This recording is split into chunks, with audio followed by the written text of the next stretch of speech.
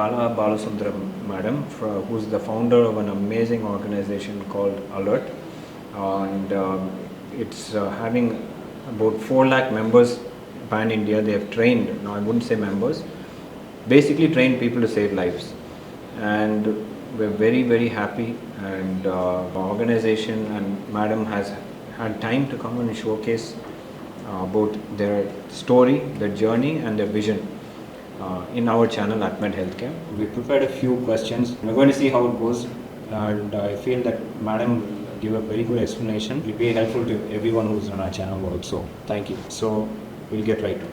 Yeah. The first thing I want to get to touch base is your personal journey and what inspired you to start Alert. Could you just tell us more about Alert so that there are a lot of people who want to know exactly what the organization is about and how you started? Thank you, Suresh. And first of all, my sincere thanks for having me on this show with Atmed. My journey has been with Alert for the last 18 years now.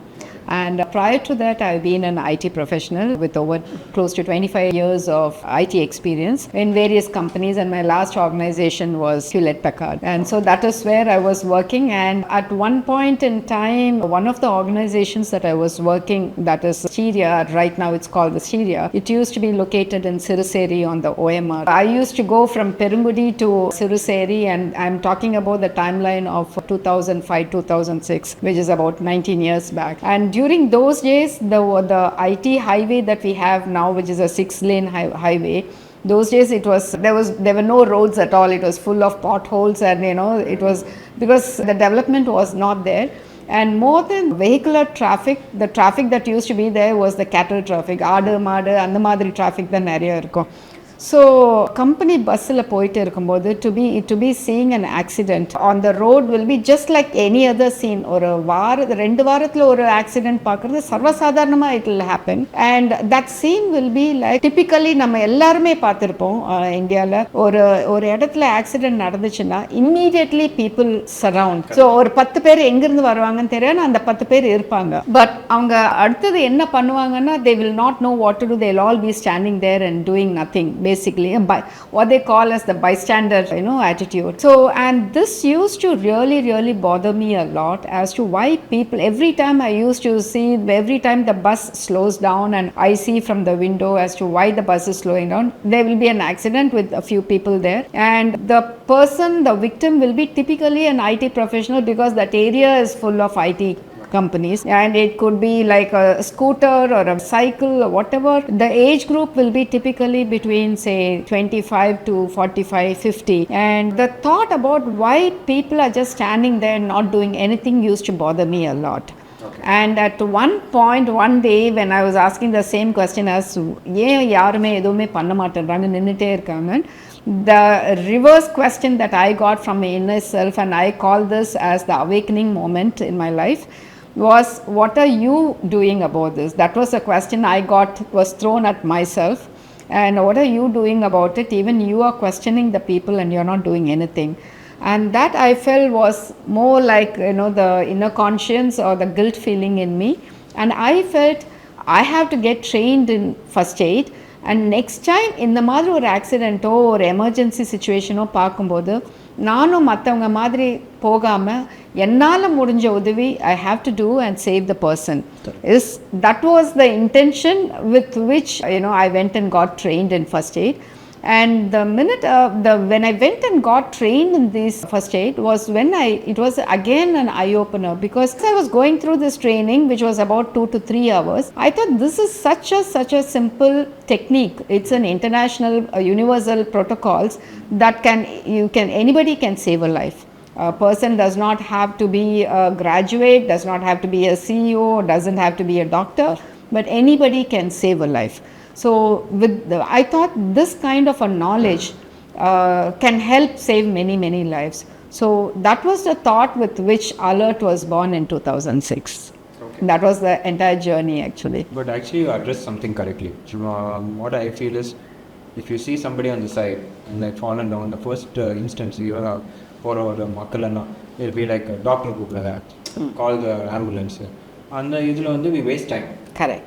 And I have to be very honest, like when I was in medical school, I don't think I really concentrated on this part of it because we feel நம்மளுக்கு வந்து சப்ஜெக்ட்ல எல்லாம் தெரியும். Correct. So, like we'll be in accident emergency posting and we'll know how to scientifically approach it. But when it actually comes to the situation, even for doctors, I don't want to mention, but my classmates and all, we get stunned for 1 second. And then to overcome that, obviously experience counts. That is our way of doing it. But when I sat in one of your meetings, I mean, I've gone for most of your shows. Every year you'll have a get together, and I was really taken aback. And a common person is trained to come and save a life now. Common means anyone. Yeah. It can be somebody who's working for me, you, or anyone, or even anybody in this, who's taking this video also can do it. It's fantastic concept. So that is one thing what we normally say during our trainings, right? Because if doctors are equipped to treat a person, to stabilize a person, when all the equipments are around. But for a first responder, what we teach is, கையில் எதுவுமே இல்லாதப்ப, how do you manage to save that person with what you have in hand? And what you have in hand could be as simple as a scale, a paper, a belt, whatever, even a dupatta, right? Dupatta to arrest the bleeding. So நம்ம வந்து first aid வந்து சொல்லி கொடுக்கும்போதே classroomல, everything is very clean, nice beautiful AC room, clean mannequins, and it is all very nice. But real time when there is an emergency, things are totally different. அது வந்து emergency எங்கிறது ரோட்ல நடக்கலாம், வீட்ல நடக்கலாம், work ஏரியாவில் நடக்கலாம், wherever it happens, it's not the same. For instance, ஒரு road traffic accident எடுத்துக்கலாமே. Being a road safety week, I'm also bringing the road traffic accident. When we actually go and handle a road traffic accident, nothing is very nice. It's all very gory. ஏன்னா traffic ஒரு சைடில் இருக்கும், honking சத்தம் இருக்கும், completed traffic will go for a toss when there is some mishap in the thing. There will be the heat around, and there will be 10 people telling you what to do and what not to do. பாதி பேர் வந்து police case ஆகிடும் தொடாதன்னு சொல்லுவாங்க, பாதி பேர் வந்து தண்ணி கொடுங்கன்னு சொல்லுவாங்க, பாதி பேர் தண்ணி கொடுக்காதீங்கன்னு சொல்லுவாங்க. அதையும் மீறி if you have to take control of yourself, your mind will be panicking at that time. பண்ணலாமா வேணாமா, முன்ன போகலாமா வேணாமான்னு it will be panicking. So how do you take control of yourself? How do you take control of the environment? And how do you take control of the victim? This calls in for a situational leadership. Like as you rightly said, there is a situation and everybody comes back, they don't come forward to help. How do you take care of that situation is what we deal in the module of situational leadership. Because you can be an auto driver who is going to help, or you could be a CEO of a company. But on the 10 நிமிஷத்துக்கு you have to be the leader there and take control of the situation. So this is something also we actually address, because this is one of the major inhibitor. ஒருத்தர் முன்னாடி போய் help பண்ணுறதுக்கு this mindset addressing is the most important thing actually. So how do you get about that? Like how in your experience and probably with a lot of seminars and classes, coaching the people, like how do you get them to come away from that inhibition? So what we do at Alert is a 3-layered approach. One is the awake, the second is the aware, and the third is the act. Awake வந்து first of all what we do is awakening the people to the fact that நீங்களும் கற்றுக்கணும், everybody needs to learn this அங்கிறது. Because daily நம்ம வந்து news பேப்பரை பார்க்கும்போது at least ஒரு accident கேஸாச்சும் இருக்கும்.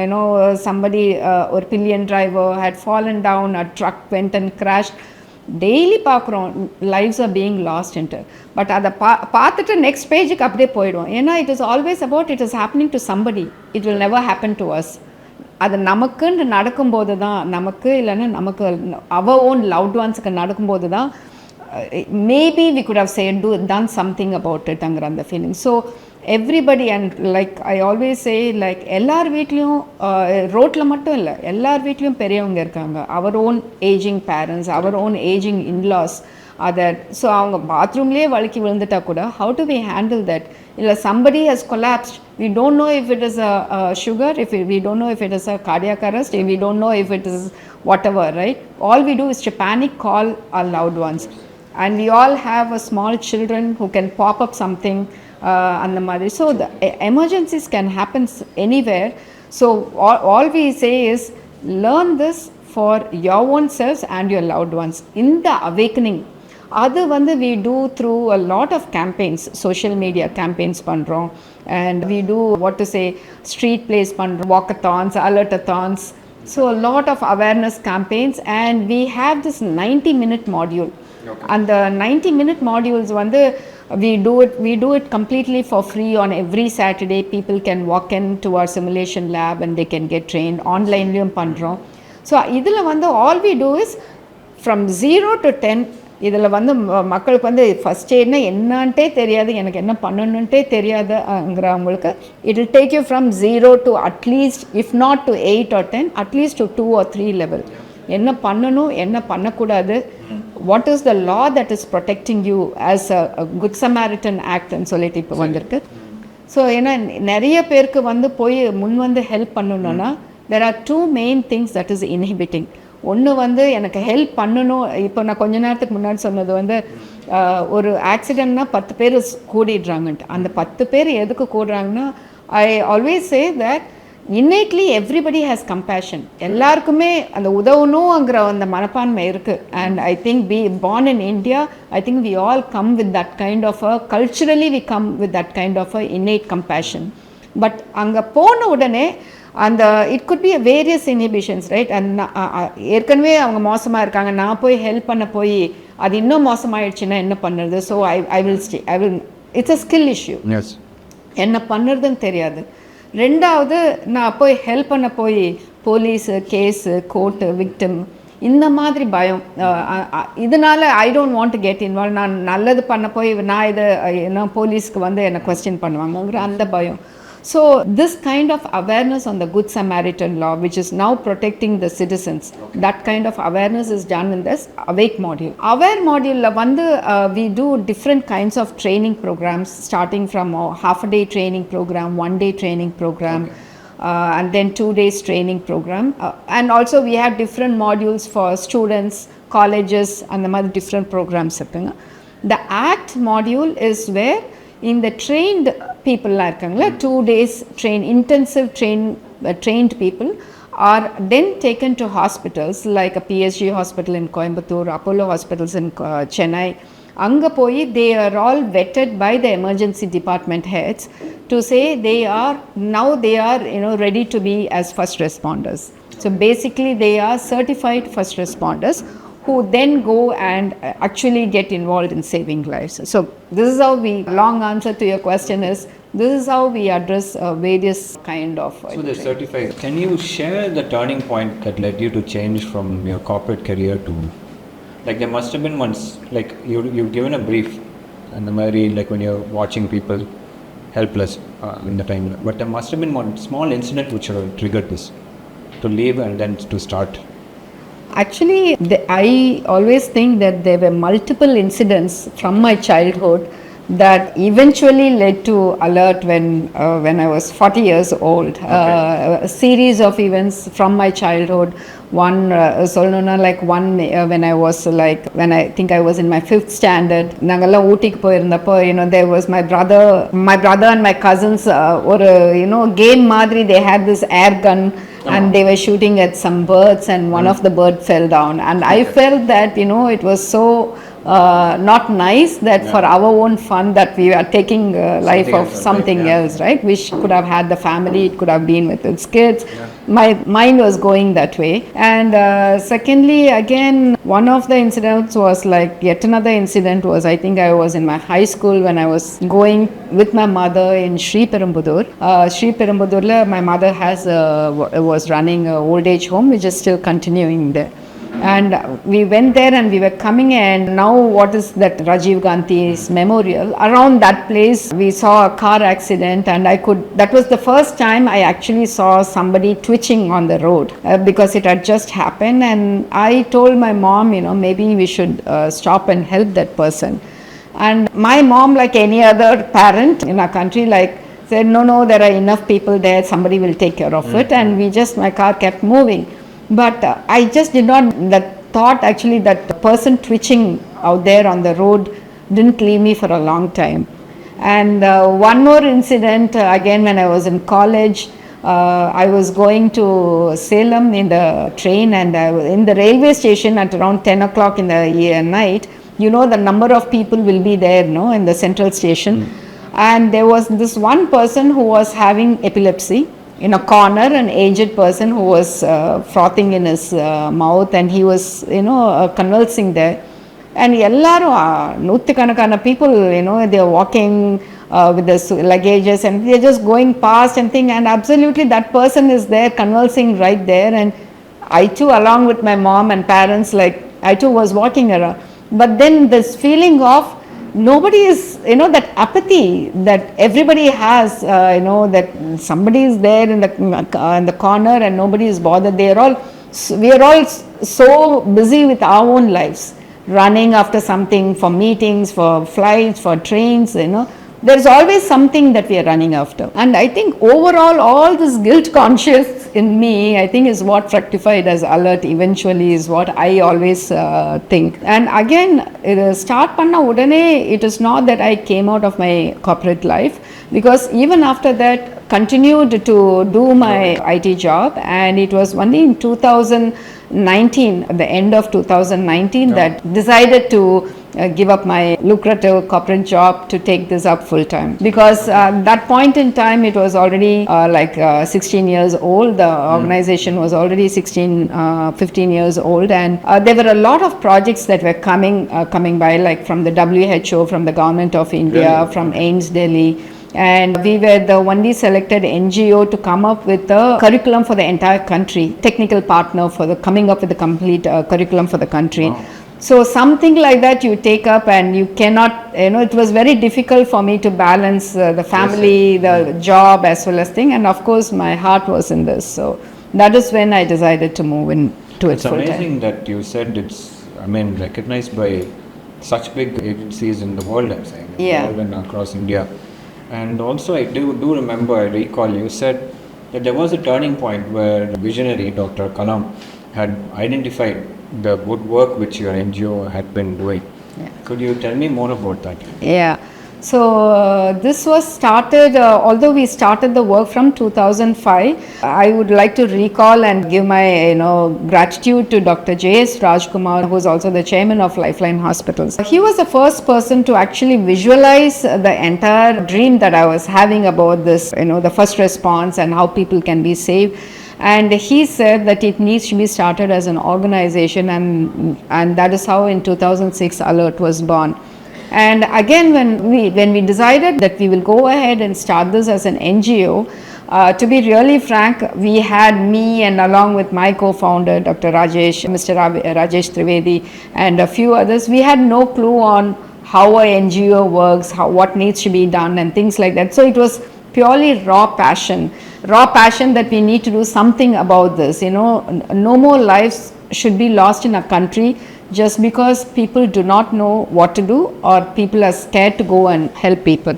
So that was how it was started, and as I said, it was pure raw passion, and we had very lofty ideas, because in 2006 there was no 108 ambulance. There were only private ambulances provided by hospitals like 1066, likewise, so there was no public ambulance systems. So we had some ideas on starting an ambulance system and putting a few things in place and like that.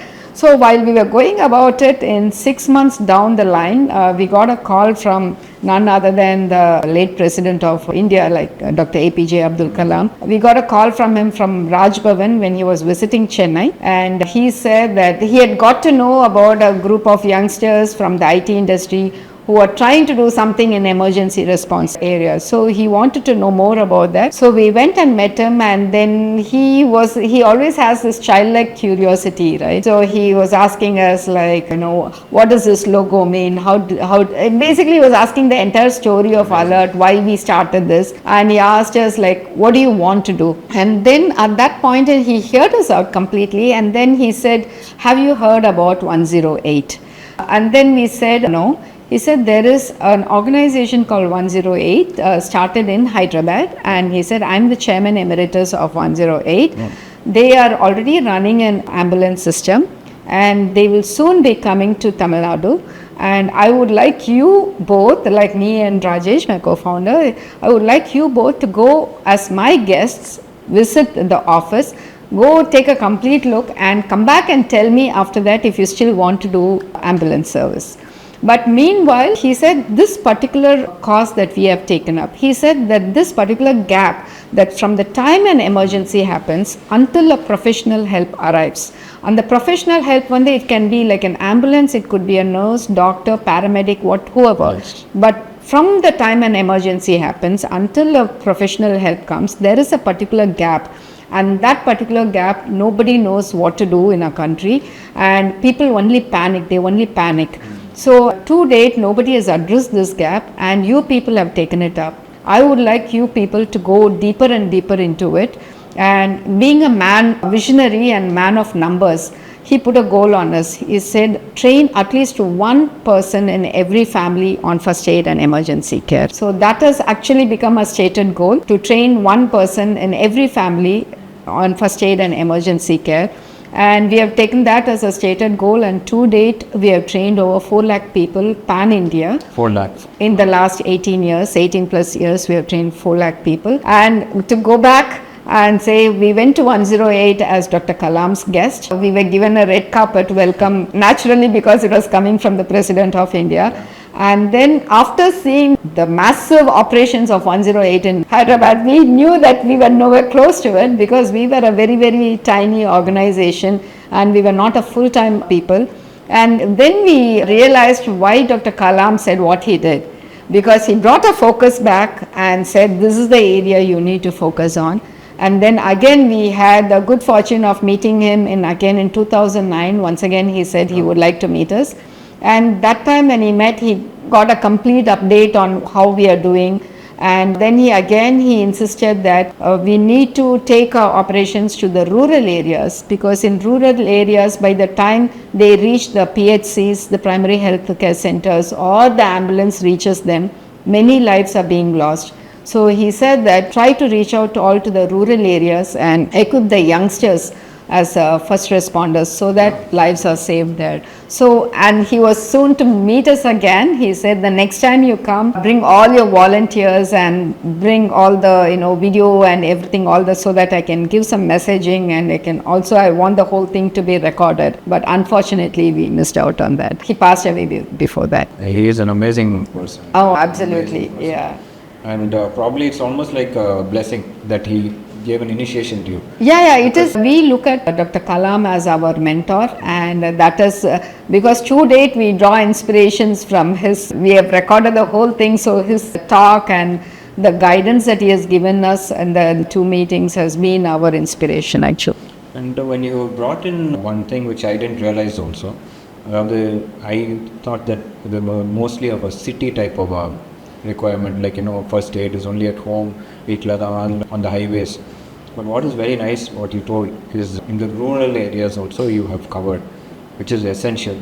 And I think what Kalam sir had mentioned, brought the focus back, you said. Rural, yeah. As a doctor, more than the ambulance and more than the situation happening, that small gap during the time of when you stabilize a patient and bring them to the ambulance is the most critical. Yes. And if you are able to stabilize somebody before sending them for the care in the hospitals, I think you've almost saved a life. Right. So I think that was very crucial what he has told. Right, because in the rural areas, most of the time they talk about accidents only in the highways, right? Mm-hmm. But actually, if you, a lot of accidents happen in the city and in the junctions where there is a highway and there are crossings with the villages there. Yes. And most of the time, villagers cross without seeing the vehicles coming. They are not able to gauge the speed of the vehicle, and that's how accidents happen. We cater a lot to the rural community,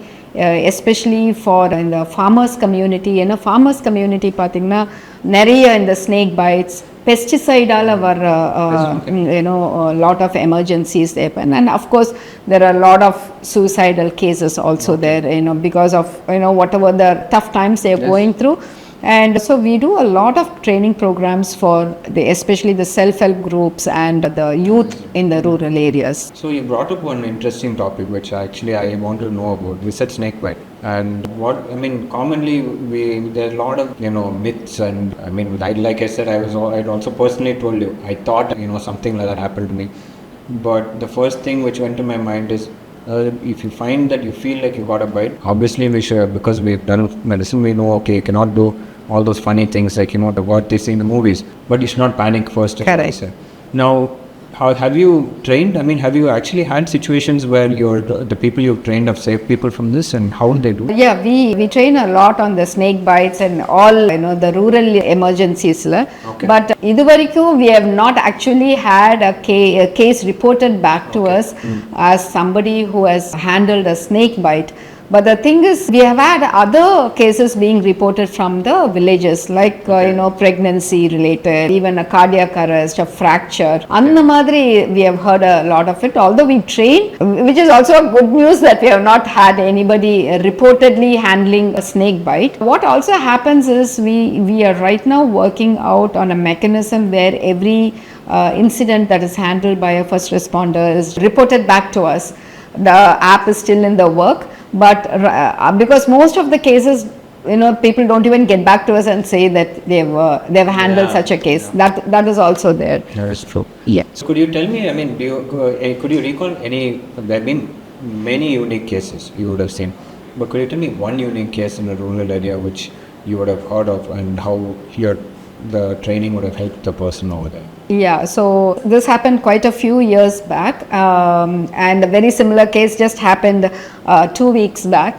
But this was one of our volunteer. His name is Palani. He typically travels there for almost every other weekend. His parents are staying there. He's here for work. And he goes there, and one of the days he was coming in the train from the village to towards Chennai, and suddenly the train had stopped and there was a lot of commotion.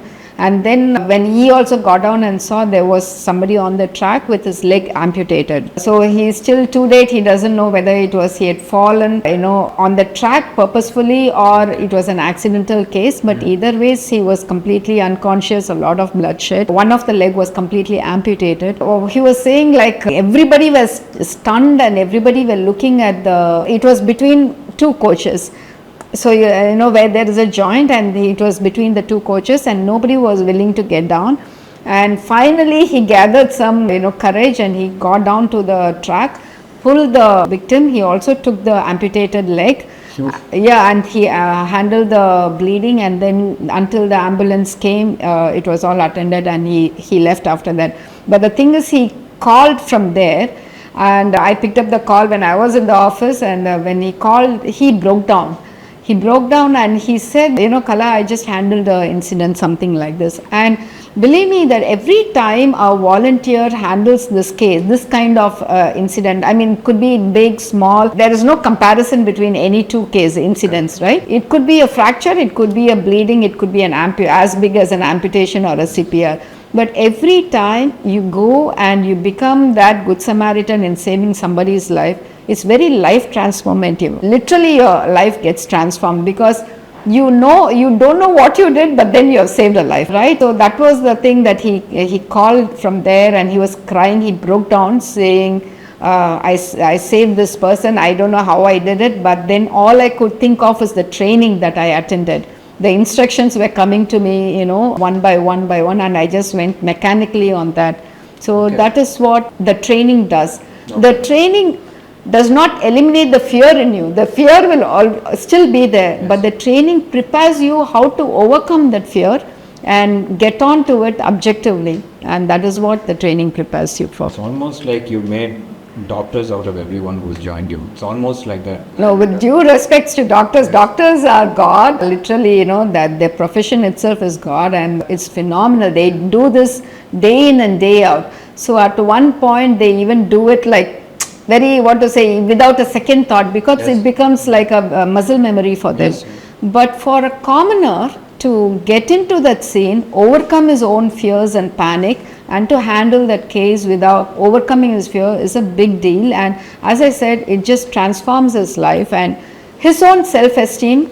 And the way he looks at himself, his own self-respect, it just goes by leaps and bounds actually. Could you tell me some of the achievements which Alert has got over the years? And I mean, in the initial nascent stages, and as you were in the position which you are in today.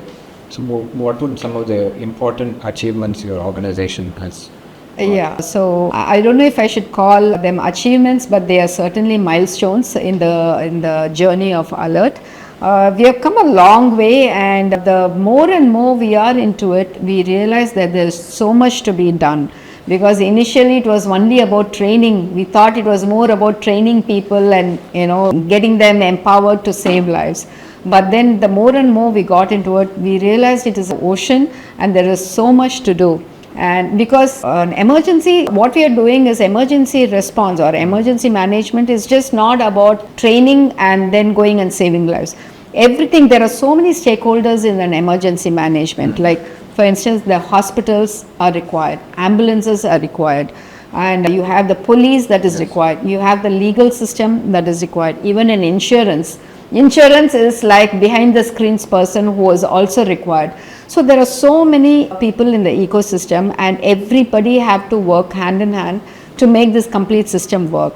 And that is how we got into working into different, we started widening scope and started working with the government on, with the education department, with the health department, and also the transportation department. That is one side of it. And then slowly, I can proudly say that while there are, you go to the YouTube, there are n number of videos on how to do a CPR. You can learn first aid from the YouTube by Googling it. But the key difference between what we have to offer and our USP is all these programs that you see, there are so many other programs that are being offered. Nothing was being offered in the Indian context. No. Okay, you can still attend a program and then it will say call 911, it will be there in 2 minutes. But you call any ambulance here, it takes anywhere minimum of 15 to 20 minutes in an Indian scenario. Likewise, everything in an Indian scenario is different.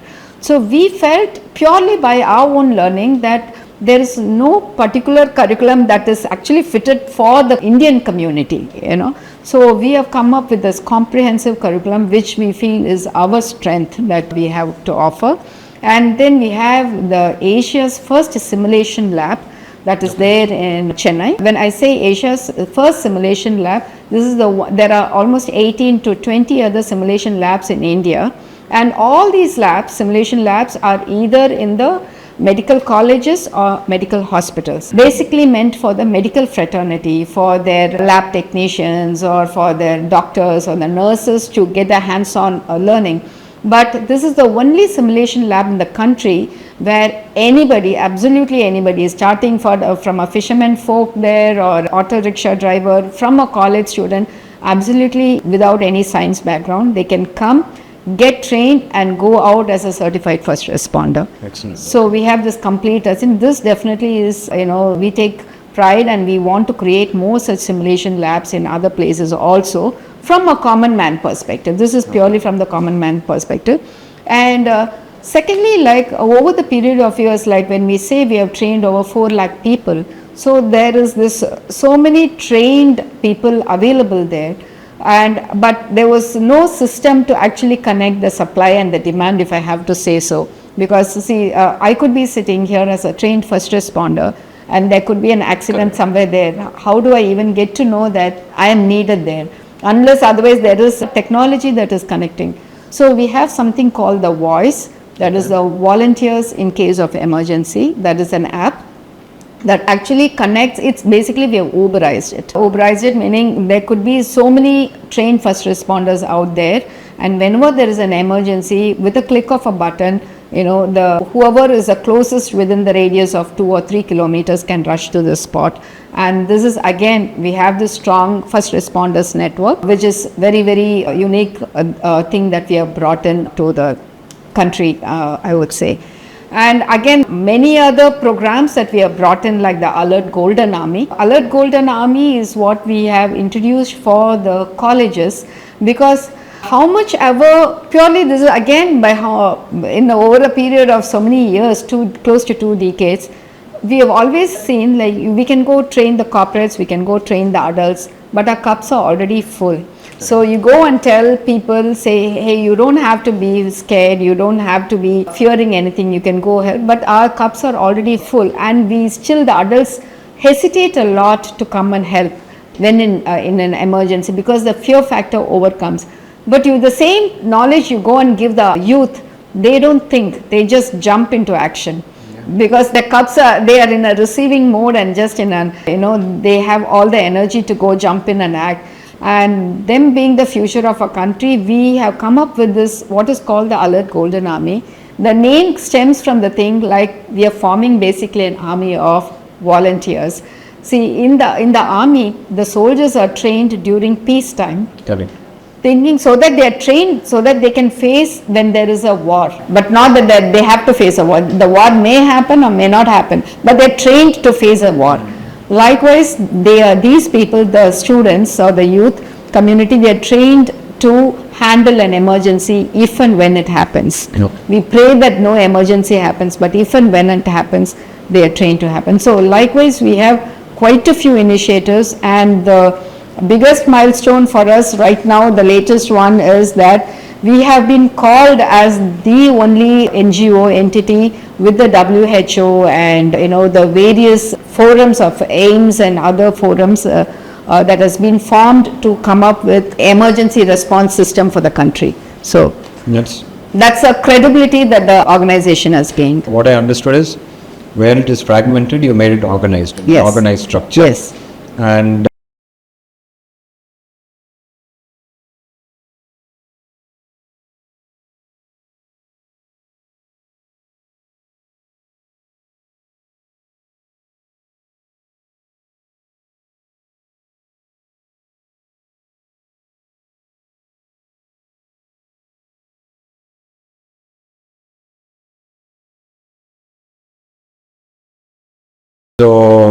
so it's very amazing. I would say that's the biggest achievement. Yeah. So when we say we have trained 4 lakh people, we look at them as 4 lakh families, because Yes, Dr. Kalam said one in every family. Yeah. So these individuals become the number of families that we have trained. That's how we look at it actually. Excellent. So from what I understood, you made it a structured system, and somebody who's trained over there is able, like you said, is a member of a family. So you're like not even double.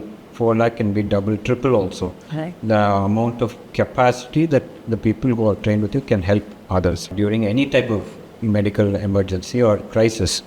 So adavadhu, it's not one problem which you address. Cardiac or road traffic accident. Snake bite la irundhu ella vishayamume you are covering. Yeah. Okay, that is something which we should understand. Village la irundhalum sari, city la irundhalum sari, orthar eppadi kaapathanum on this will be there in your organization. You will learn and have that confidence. Correct. So makkalukkum sari, number family sari, will be able to save somebody. And the confidence on we will not get anywhere else. It's not necessary that you have to go to medical school, spend 5 years and another 3 years to do this. But our organization up to even 90 minutes if we go for one class, we'll have the basic idea of how to make the doctor's life easy and the patient's life easy.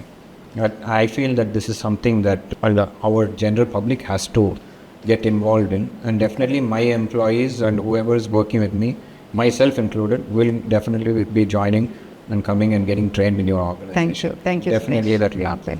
So, but now coming to the next component, for training a card they get. They get one card, so that makes it. That's what I asked actually off camera, so that when you're 10 people are surrounding a place, somebody might say, like you said, don't give water. They'll be coming. But because you give a card where you say you're trained as a first responder, it makes a difference. Gives the confidence to the person to go and treat them also, that situation. And I think psychological aspect, you have covered that. Correct. How to go through that barrier. Right. But could you also give us a few things to protect somebody's, to not, I would not say protect, but to also come out to the inhibitions of the law and how it works. Because என்ன பண்ணாலுமே, even if there's a suppose a police come and ask somebody and say what happened, நீங்கள் விட்னஸாக வரீங்களா இதுவாக வரீங்களா, அவங்க வந்து அவங்களோட duty தான் பண்ணுறாங்க. After that if they get to know that okay ஒருத்தர் ஹெல்ப் பண்ணாங்கன்னா, however it is, they are good people also, I say. Police also will understand. They are good people. They'll leave it, they'll be accommodating. But to get out of that fear, there'll be somebody who can actually save somebody. So there must be some legislative, some laws or some things which can, make somebody act as can you tell me something about that? Sure, Suresh. So as you rightly said, police fear or the other fear of law enforcement angradu அது of late it's almost sounding like it is our own excuse to not to go and help people. Because ivlo varshathila, after having been in this domain for close to 2 decades, and I personally have handled so many incidents, our volunteers have handled so many incidents, there's not been a single case where we have been harassed by anybody, be it a law enforcement or anybody. In fact, contrary to the belief that we will be harassed, all the police people who are there, they are actually thankful that we are somebody avanga vaalai paakumbodhu naama the other person is coming and helping his role. So they are in fact very, very supportive of what we do. But nevertheless, it is also true that there have been random incidents where people have been questioned and they have been taken to courts as witness, forced to get into certain things, which is quite unfortunate, because some random case cannot become the excuse for everybody to not to go come forward and help. But ipo nobody can come forward and say that we still are fearing all this, because in 2019 there was the Supreme Court had passed this law saying the Good Samaritan law, which actually protects the citizen if they are coming forward to save a life of an absolute stranger on the road or anywhere. It could be anywhere, and the law will support them. And I think every citizen of a country should know this, and if at all they have this intention to go help somebody, they should go as an informed citizen. So a few of the there are many clauses to this law. A few prominent ones that I feel that everybody should know is one, that நீங்கள் போய் ஒருத்தரை போய் help பண்ணும்போது நீங்கள் police கேஸாகவே இருக்கணும். It could B hit and run case, or it could be any other case, and if at all the police comes there and they ask you for any details and they are asking you to become a witness, and at the end of the day நீங்கள் சொன்ன மாதிரி they are also very nice people and they are only doing their duty, அவ்வளவுதான். But then if it is you are rushing off somewhere and you do not want to get into this becoming a witness or anything, you just save the person, you have every right to be explicitly telling them, I do not want to become a witness to this case. நான் வந்த help பண்ண I would like to go, and you do not have to disclose any of your credentials. However, you are like, you really want to, you feel that you need to get involved in this some incident, and you would like to offer your words for as a testimony for the witness. You also can request them to come to your workplace or your residence to take their statement.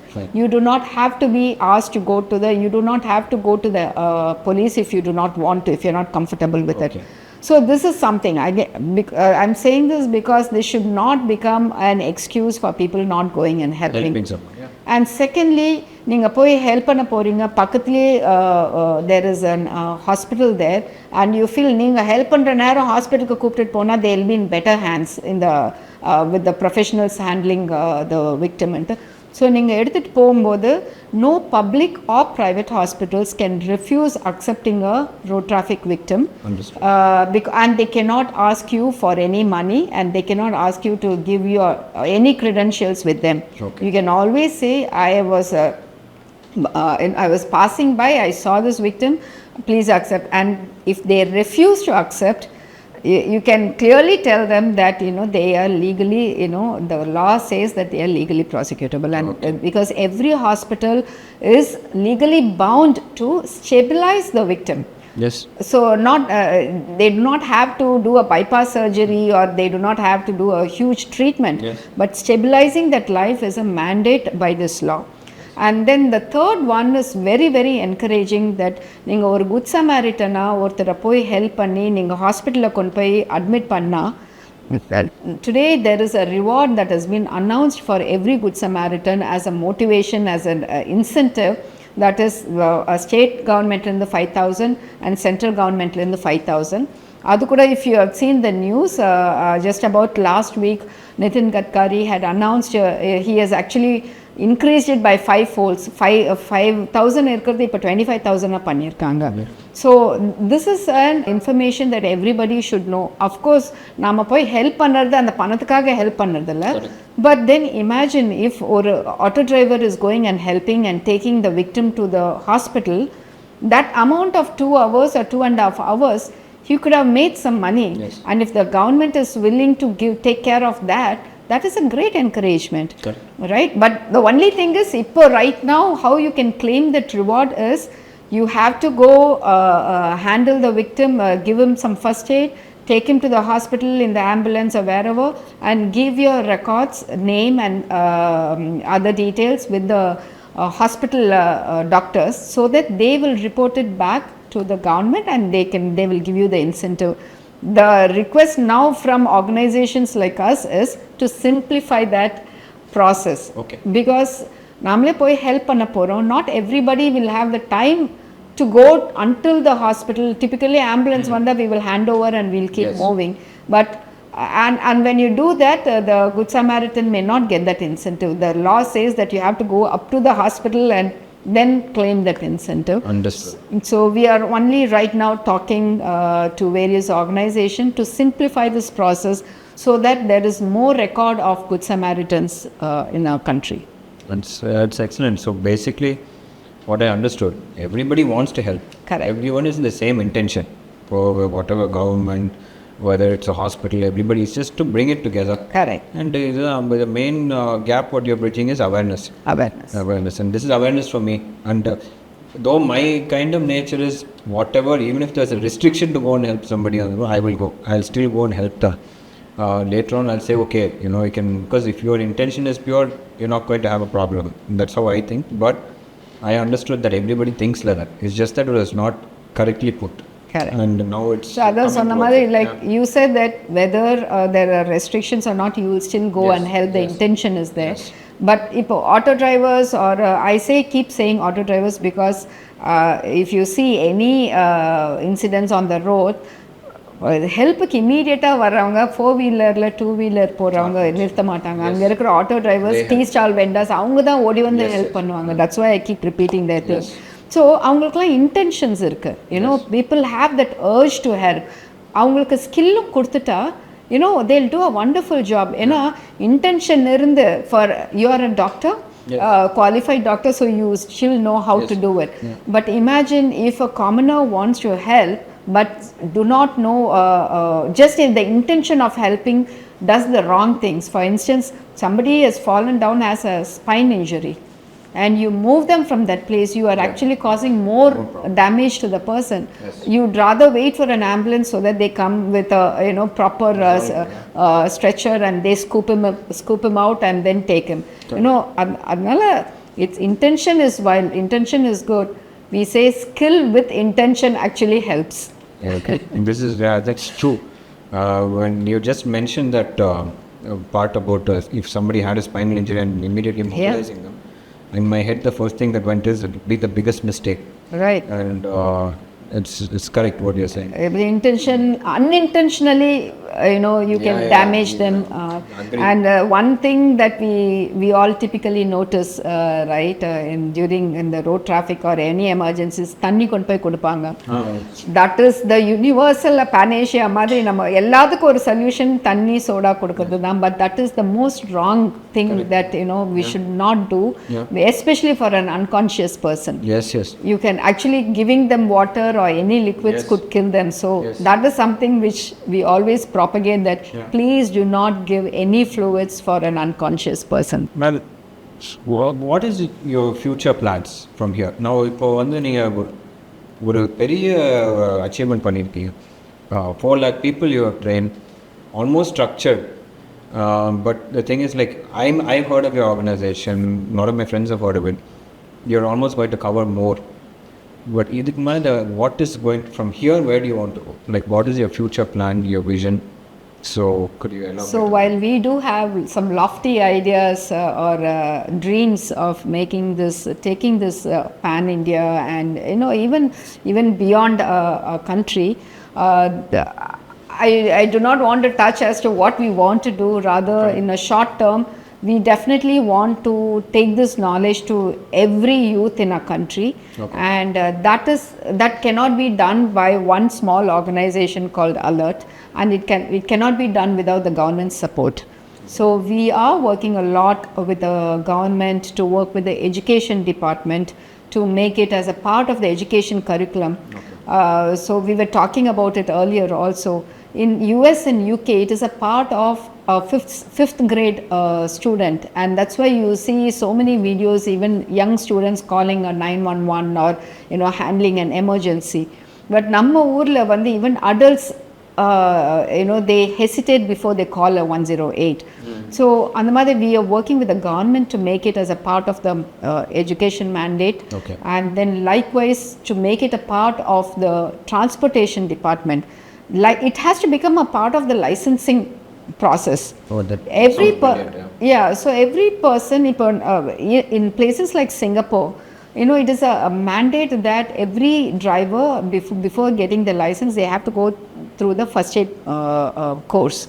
So on the madri here also, it has to be made a part of the transportation. We are working with the transportation department for that, and likewise we are now having so many. It's just not about the first responders churned by Alert. There are so many training organizations in the country right now who are producing first responders. Why not we connect all these first responders with the ambulance services, so that or a call varudana, before they reach the spot, can the same notification go to the first responders also? Understood. So while it takes 20 minutes for the ambulance to reach, or 25 minutes or 15 minutes, can two-wheeler first responder reach the spot beyond that and before that and take control? So likewise, we have quite a few initiatives that we are working on, and we have introduced VR into our curriculum. VR, yeah. So that is going to be launched soon. In the next 3 to 4 weeks we are planning to launch, and that is the simulation that we are talking about, right? So ennada vandu nama, it is like flying an aircraft. On the mid-air we cannot teach the pilot on how to handle the mishaps and things like that, and that is what it is. So to bring in that real life immersive experience, we have brought in VR, and we have been working on that for the last almost close to a year, and now we are just all set to launch it. And then again we have we have completely integrated a lot of technology into our thing. Like, we have brought in a WhatsApp bot kind of thing. So bot which is like you have been trained by us, or you have not even been trained by us, but there is this bot on your system, and then you see somebody in your house has had a knife cut or an abrasion somewhere, some bleeding, or whatever it is, any emergencies, you can actually quickly just type it out, and it will start bringing out all the how to handle this kind of an emergency. So we have covered all kinds of emergencies into it, and that is also being launched together. In the coming weeks it is being launched. So likewise, we have multiple projects that are going on. So it's not a small vision. It's like, for me, I was thinking this itself is a huge accomplishment, but you're also going with the trends of what's happening in the future. That's amazing. And also, I had a small doubt. Is there any age bar? Like, what's the youngest that a person can be to come and join you? We typically start training students from the 8th standard onwards, 8th standard upwards, but we do have some, even for the primary students, we do have curriculum based, like they are simple preventive measures. Basically, don't look out of the corridor, school corridor, or don't keep your fingers near the the doors. things like how to call, how do you dial 108. I mean, for a primary student, even if they know how to call a 108, that is a great educative material. Yeah. Most of the time, our students become the message carrier for the parents for putting the strap in the helmet or putting the strap in the seat belts, because there is a loophole in everything. Our folks are fantastic when it comes to finding loopholes and going by that. I mean, even when the government says put on your helmet not because the government says it's a law or says there is a fine. Put it on because it is for your own self and for your loved one, right?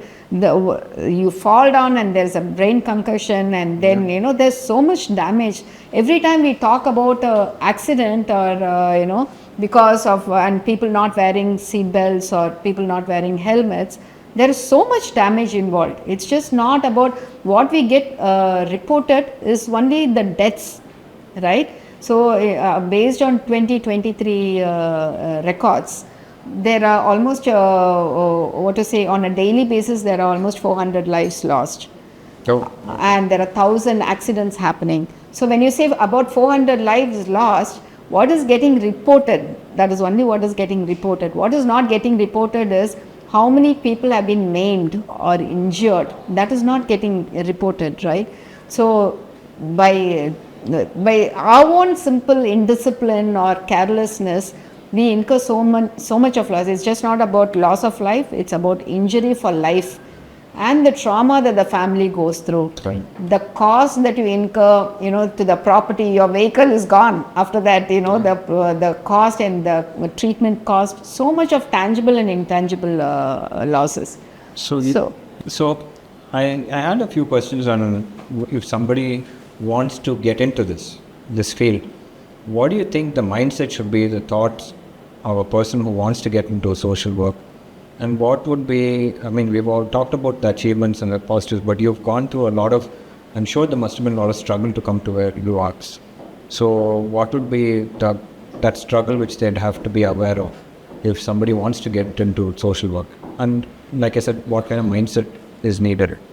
Yeah, the mindset that is needed is definitely that you don't look for anything in return.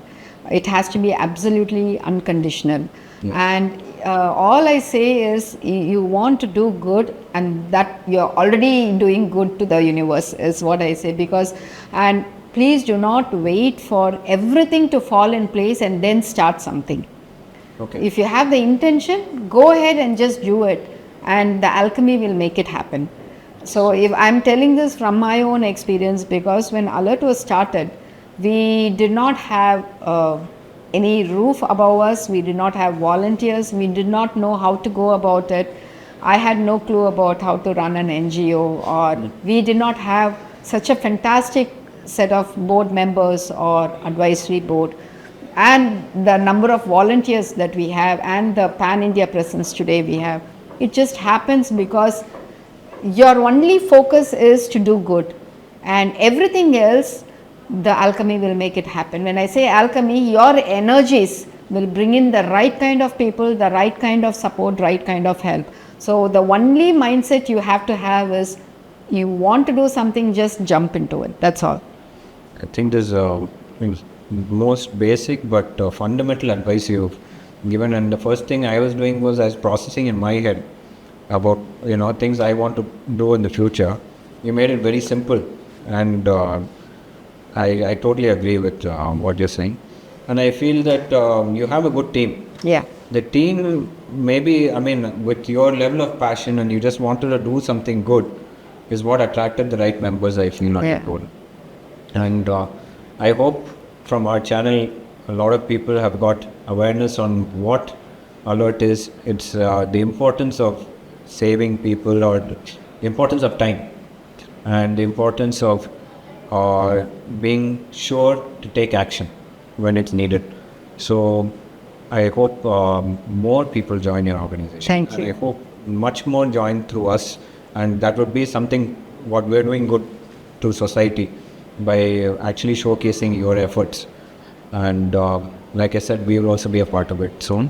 Thank you, Suresh, thank you and so thank much you, for your time. Atmed, for this opportunity. This is a great opportunity for me to be a part of. Thank you. It's our pleasure, Mani. Thank you. Thank you.